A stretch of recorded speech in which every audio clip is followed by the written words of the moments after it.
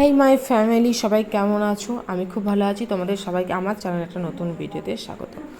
অন্যদিনের মতো আজকেও সকাল হয়ে গেছে আর আমার উঠতে একটু লেট হয়ে গেছিলো। তারপর আমার মা তখন প্রায় বাজছিল 8:30 দিকে।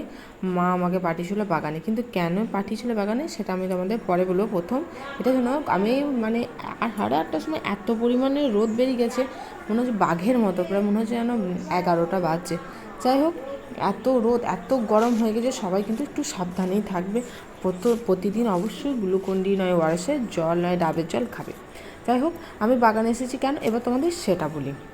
এই যে দেখছো এই যে আমগুলো, এগুলো সমস্ত কিছুই পড়ে গেছে। আমাদের, তোমরা হয়তো দেখেছো বাগানে কতটা বড় বাগান, কত আম গাছে, এবারে সেরকম আম আসেনি। তারপর যেটুকু এসেছে সেগুলি এই আমগুলো পড়ে যাচ্ছে। কেন জানো? এত পরিমাণে রোদ রোদ কি বলবো, মোটাগুলো শুকিয়ে পড়ে যাচ্ছে।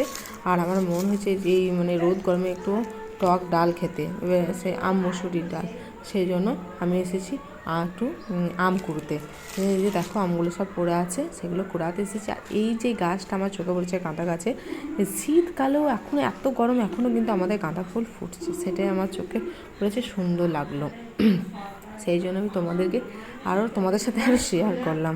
দেখো আমি কতগুলো আম কুড়িয়ে পেয়েছি।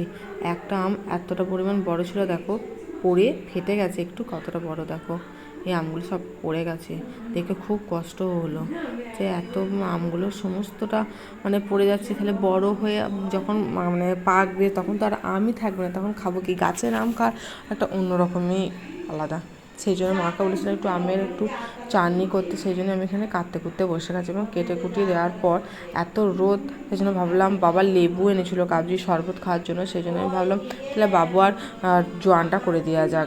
জোয়ান কিনে এনে সেটাকে লেবু বিট নুন দিয়ে মাখিয়ে শুকিয়ে ভালোভাবে সেটাকে একটু ভেজে নিয়ে বাবা ওটা খাবার পর খেলে না গ্যাস অম্বল একদমই হয় না। সেই জন্য এটা আমি যখনই আমি বাড়ি আসি তখনই আমি এটা বাবাকে 1 প্যাকেট করে দিয়ে যাই, তাহলে বাবার আর অসুবিধা হয় না। কথা না বলি নয়, সেটা হচ্ছে কী বলো তো, আমি বাপের বাড়ি এলে না কীভাবে যে দিনগুলো কেটে যায় বুঝতেই পারা যায় না। আর এমনি যে দিনগুলো একটার পর একটা কেটে যাচ্ছে। দেখো এই যে 2025 সাল পড়লো, আর এই যে 3 মাস হয়ে গেলো, জানুয়ারি ফেব্রুয়ারি মার্চ শেষ হতে চললো।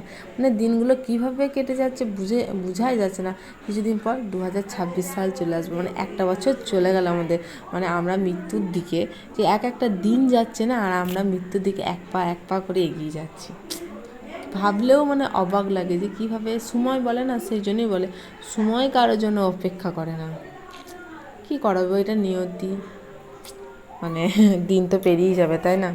আমরা আমাদের কাজ করতেই থাকবো, আমরা থেমে গেলেও সময় থামবে না। সেই জন্য বলে না, সময়ের কাজ সময় করাই উচিত। যাই হোক, এই সমস্ত কিছু করে দেওয়ার পর আমি চান টান করে নিয়েছিলাম। আর তোমাদেরকে আমি একটা মজার জিনিস এই ভিডিওতে দেখাবো। সেটা আমি আমার বাবাকে নিয়ে হচ্ছে, অত আমি বাবাকে এই ভিডিওতে আনি না, বাট আজকে এনেছি। বাবার একটা খুব হাসির জিনিস তোমাদেরকে দেখাবো, ওয়েট।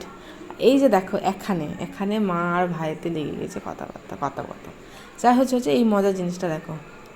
বাবা শুয়ে এখানে দেখছিল যাত্রা, ঠিক আছে? প্রতিদিন বলি বা যাত্রা দেখতে দেখতে ঘুমিয়ে যায়, কিন্তু পরের দিন যখন বলি যে তুমি তো ঘুমিয়ে গেছিলে, না আমি তো দেখেছি, আমি ঘুমাইনি। সেই জন্য আমি এটা ভিডিও করে রেখেছি ওকে দেখানোর জন্য, যে দেখো তুমি যাত্রা দেখতে দেখতে ঘুমিয়ে যাও।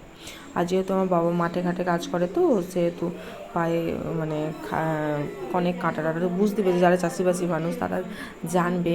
তো এখানে আমার মা সেই জন্য এখানে কাঁটা বার করে দিচ্ছিলো বিকালবেলাতে।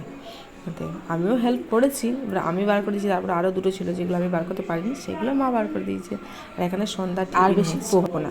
এবার তোমরা অবশ্যই কিন্তু কমেন্টে জানিও আমার এই ভিডিওটা তোমাদের কেমন লাগলো। Tata, bye bye, good night.